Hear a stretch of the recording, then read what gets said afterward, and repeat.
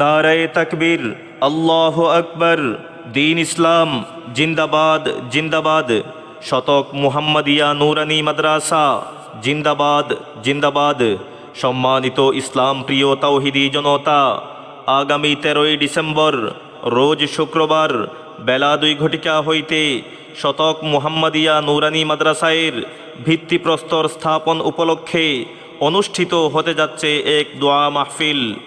উক্ত দোয়া মাহফিলে প্রধান অতিথি হিসাবে শুভাগমন করবেন শাইখুল আরবে ওয়াল আজম শাইখুল ইসলাম সৈয়দ হুসাইন আহমদ মাদানী রহমতুল্লাহি আলাইহি এর সুযোগ্য দৌহিত্র আওলাদ রসুল সাল্লাল্লাহু আলাইহি ওয়াসাল্লাম হজরত মৌলানা সৈয়দ হাসান আসচাদ মাদানী সাহেব দেওবন্দ ভারত। ভিত্তিপ্রস্তর বয়ান ও দোয়া বিকাল 3 উক্ত দোয়া মাহফিলে বয়ান পেশ করবেন হাফিজ মৌলানা শায়েখ